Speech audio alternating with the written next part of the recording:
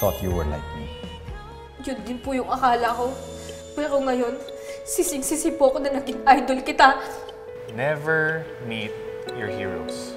Baka raw kasi, ma-disappoint ka lang once makilala mo ang tunay na pagkatao ng mga hinahangaan mo. Your new medical director, Dr. R.J. Tanyag. Kailangan mo na mag-double effort, lalo na't merkado ka na kay Dr. Tanyag. Robert is fond of people like him, mga geniuses. Kaya sure ako, magkakasundo sila ni Annalyn. Naiwan ko yung susi ko sa kotse. Baka pwede mo tawagin yung resident mechanic, baka kaya niya buksan. Sinabi ko sa'yo, kumuha ka ng mekaniko.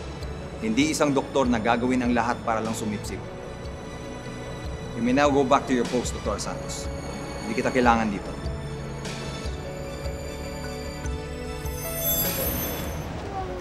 Dok, akala ko alis na kayo. Naiwan ko yung susi ko sa loob ng kotse. Pinapabuksan ko muna. Anyway, kumusta pala yung mga first-year surgical residents natin? Based on their performance, I can say that we have a pretty good batch of first-year surgical residents. Kumusta si Dr. Tanyag? Magaling si Dr. Tanyag. Pati rin yung isa nating neuro-resident, si Dr. Santos. I trust your judgment, but I think that masyadong bata si Dr. Santos. Para po sa akin, strength ni Dr. Santos ang pagiging bata niya. She's willing to learn, willing to adapt. Hindi katulad ng mga matatanda na mahirap turuan because they're already set in their ways. Still, it's a big risk for us to have her here. Kung ako siguro ang nakaupong medical director at the time that she applied, baka hindi ko siya natanggap. Ganyan din ako nung una, Doc. Pinagdudahan ko rin ang capabilities ni Dr. Santos. So far, she's proved me wrong. Just give her a chance. I can assure you that we are lucky to have her as one of our resident doctors.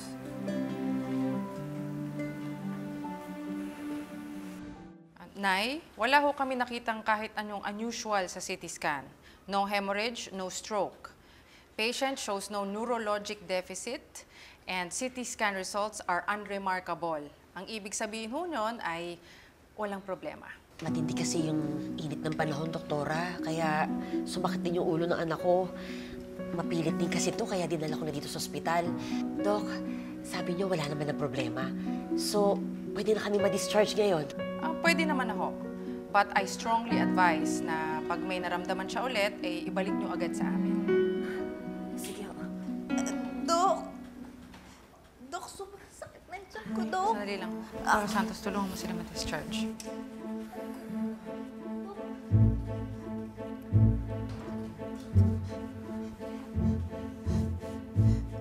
Nay! Nay, ang sakit po talaga ng ulo ko. Tumahimik ka nga dyan. Makukuha yan sa paracetamol.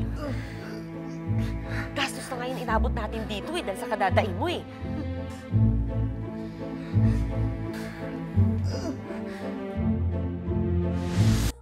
Lynette, ang sabi sa akin ng staff, hindi ka lang daw sa kusina naglilinis, kundi sa service area, pati na rin dito sa dining area. Ma'am, okay lang naman po yun. Wala naman pong problema. Oh, salamat, ha? O para makabawi naman ako sa'yo, I will make sure to talk to Robert about your daughter to make sure that they're okay.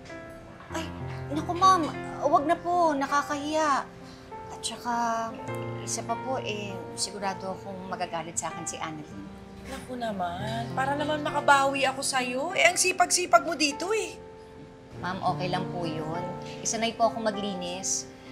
Dati po kasi yun din ang trabaho ko dun sa talyo nila Michael. Wait lang. Sabi kasi ng staff ko na meron daw Michael na naghahatid at nagsusundo sa'yo dito. Is he the same one? Ay, opo. Bakit po? Wala lang.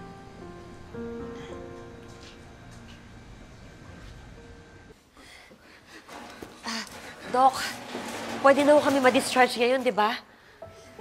Nay, pasensya na po kayo pero may kailangan pa po kami gawing test sa anak po ninyo. Hindi pa po kayo pwedeng ma-discharge. Ha? Sabi nung isang doktor, pwede na kami umuwi. Nay, pasensya na po talaga. Pero kailangan po namin gawin tong test na to para po sa anak ninyo. Ano bang test yan? Kailangan po namin gumawa ng lumbar tap para malaman po natin kung bakit sumasakit pa din po yung ulo niya. Bali, tutusukan ko po siya sa likod, tapos kukuha po kami ng spinal fluid. Sige na, sige na. Bilisan nyo na. Gawin nyo na yung dapat nyo gawin. Pero Nay, kailangan niyo po muna mag-sign po ng Akin na. consent form. Bilisan natin, dali. Para makauwi na kami. Saan?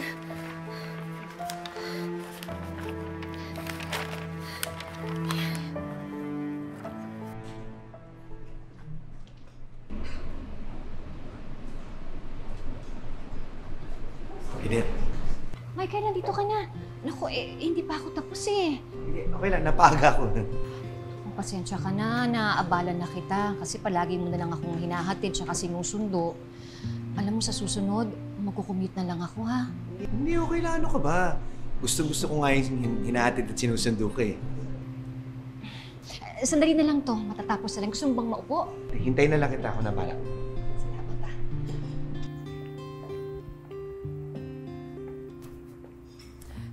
So, siya ba si Michael, Lynette? Michael, siya yung boss ko, si Ma'am Moira. Ma'am Moira, si Michael po. Hi, ma'am. Nice to meet you. Pleased to meet you. So, Lynette tells me na wala siyang asawa. So, are you two boyfriend-girlfriend or are you engaged to be married? Kuya, tagilid lang po kayo, ha? Dito po, sa left po ninyo. Ayan. Aangat ko po yung damit nyo, ha?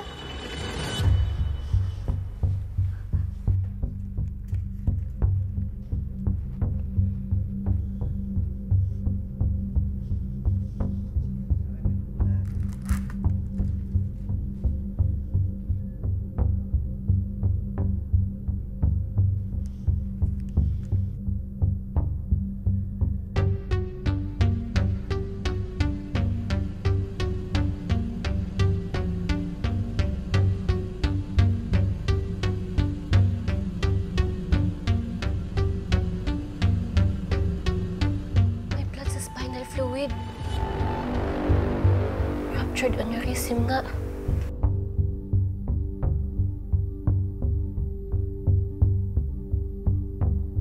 Anong findings? Anong nakita mo dyan? Saglit lang po, Naya. Tatawagin ko lang po si Dr. Enriquez. Teka lang. Ang sabi ni Doc, wala nang problema. Ano to sinasabi mo ngayon sa akin? Posible pong may pumutok po na aneurysm sa anak po ninyo. Dito lang po kayo, ha. Tatawagin ko lang po si Doktora. Ha?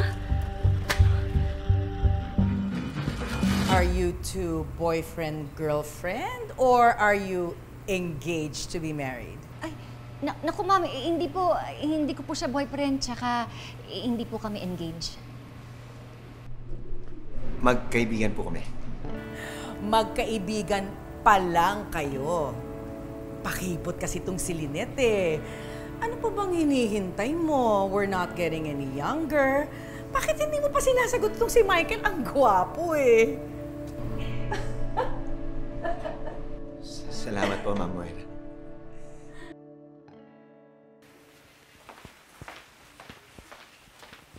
Dr. Santos,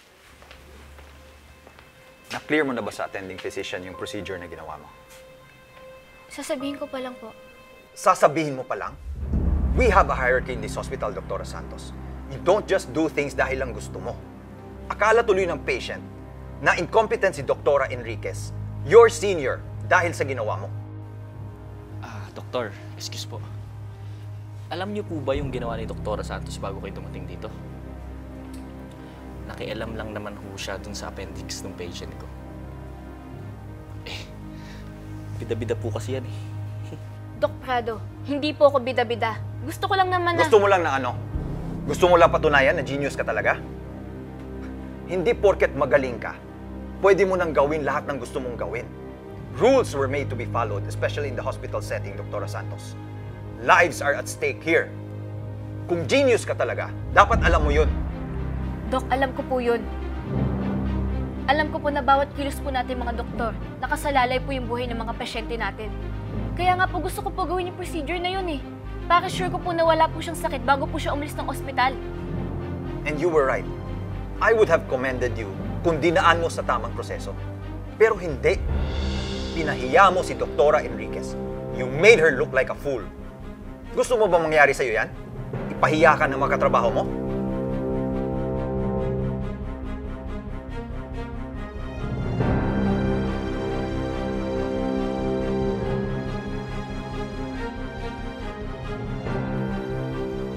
Hindi po ba yun na po yung ginagawa niyo po ngayon? Pinapagalitan niyo po ako sa harap ng madaming tao, pinapahiya niyo po ako. Go, walk away. You're just proving my point.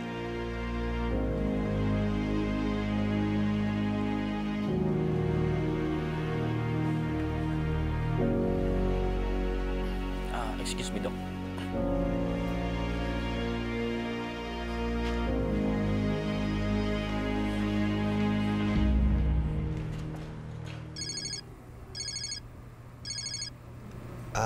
Lynette, ma'am, excuse me. I have to take this call. Yes, go ahead. I'm not kidding, Lynette. Gwapo yang si Michael. Siyempre, hindi kasing gwapo ng husband ko. Parang ayaw mo atang maniwalang gwapo yung asawa ko eh. Mercy, pakikuha nga yung phone ko sa office, please. Ay, naku ma'am, hindi na po kailangan. Naniniwala naman po ako sa inyo. Tsaka, nasabi na po sa amin ni Anneli noon nung bata pa siya na talaga daw gwapo po si Dr. Tanyag.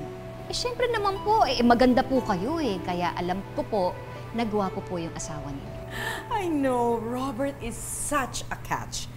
Parang si Michael mo. Ay nako, Lynette, alam mo, with your stature, malabo ka nang makahanap ng katulad ni Michael. Look at me! Yung asawa ko, gwapo, may breeding, may social standing. Aba, sa hirap ng buhay ngayon, dapat maghanap ka ng katulad ng asawa ko, and that is Michael for you.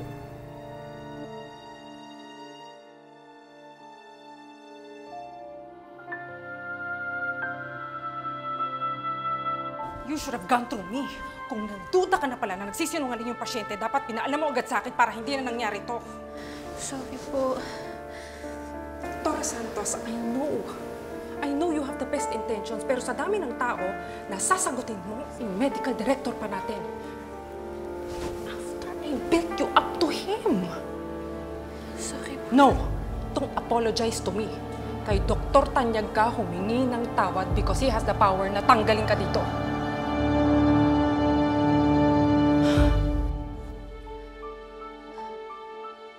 This is not the first time she bypassed her senior. Kung nung si Dr. Calma yung medical director, napatawad siya dati. Not my dad.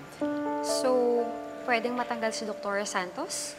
That, or be suspended for like a year.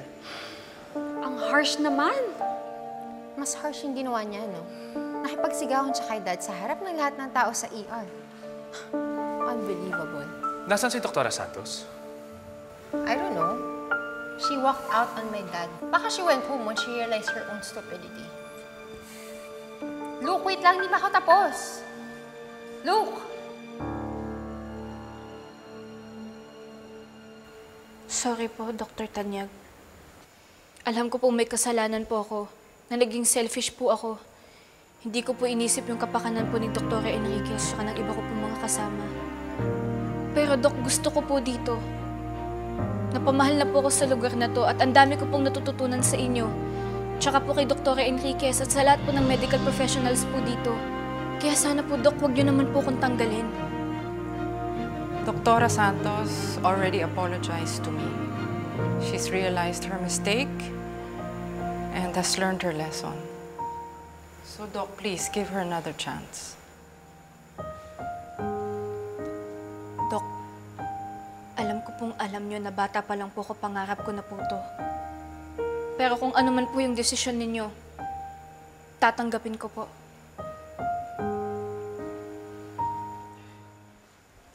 I understand, Dr. Santos. You may leave now.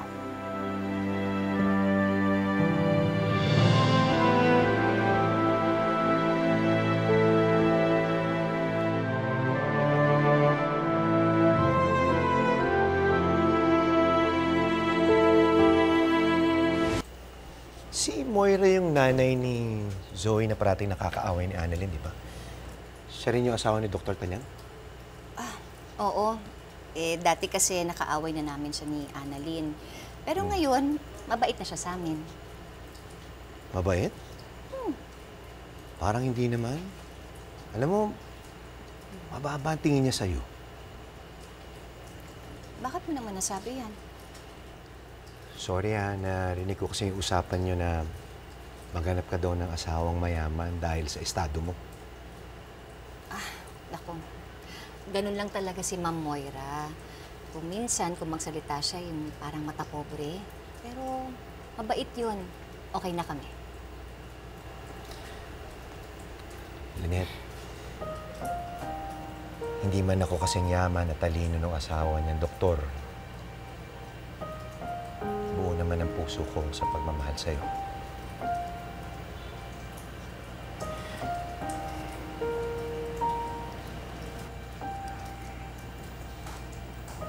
Lynette, mahal kita. Kayo ni Annalyn. Kaya sana, mahalin mo rin sana ako.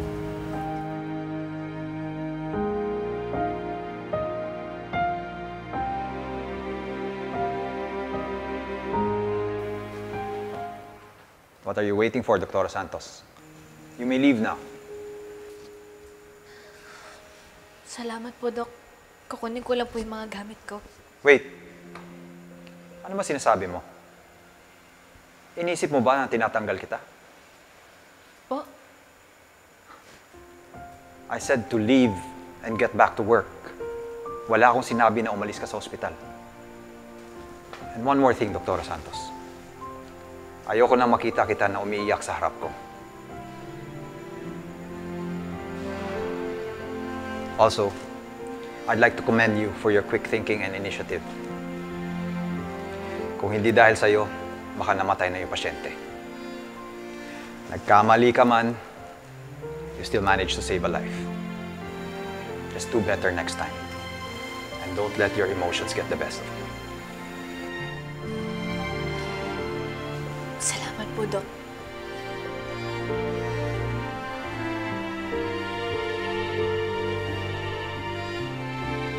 Doc, thank you.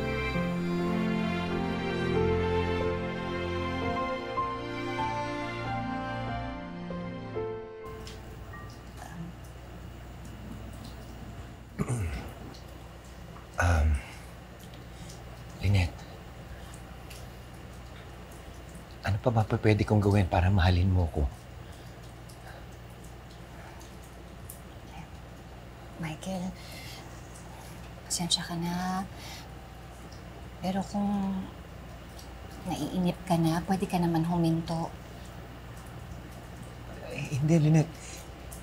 Hindi yun ang ibig ko sabihin. Hindi naman ako naiinip eh. Alam mo, mahal na mahal kita. At handa akong gawin lahat para sa'yo. Pero, Michael, kasi... Lynette, okay lang. Gaya na sinabi ko sa'yo dati, handa naman akong maghintay kahit gaano katagal.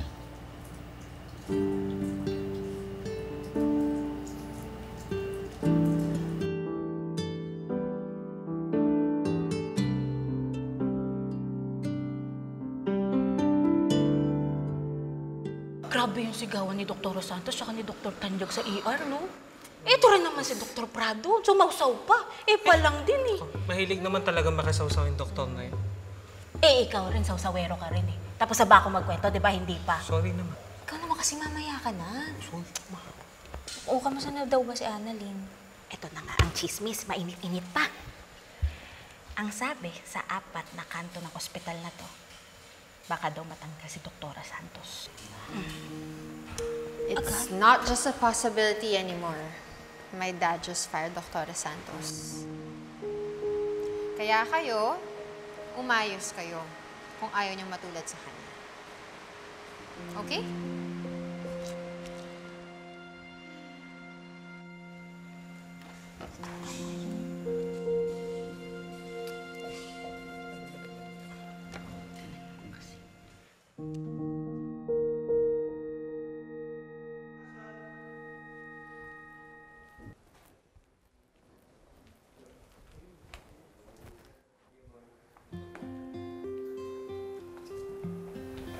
Dr. Santos, Tanya. I heard what happened. Para gumaan naman ang pakiramdam mo. Huwag kang mag-alala. I will vouch for you. Kung kailangan mo ng kasama kapag humarap ka kay Dr. Tanyag, sasamahan kita. Okay na, Dok. Anong okay?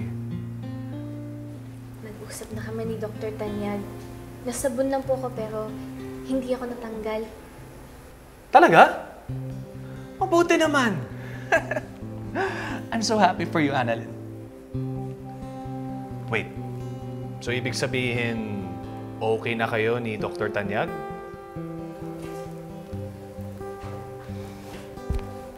Basta, siguro naging masungit lang po talaga siya sa paglipas ng panahon.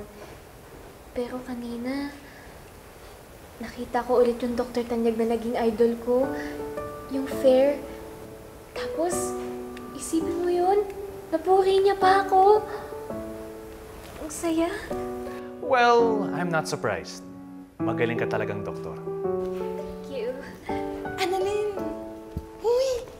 Totoo ba yung narinig ko? Natanggal ka raw. Muntik na, pero hindi ako natanggal. Ay! Salamat naman. Paano dapat ko makawala?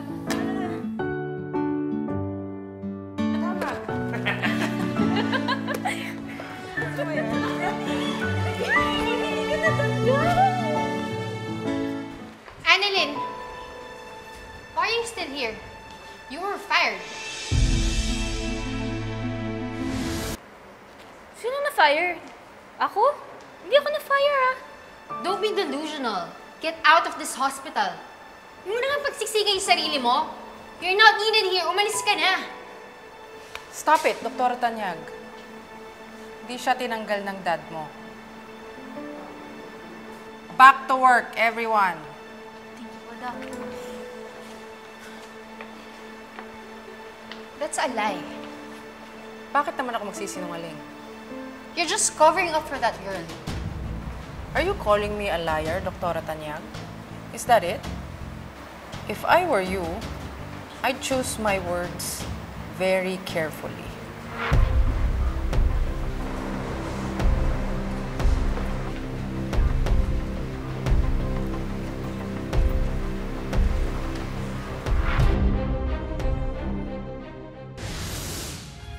Kamay sa'kin ay nagbigay kahulugan.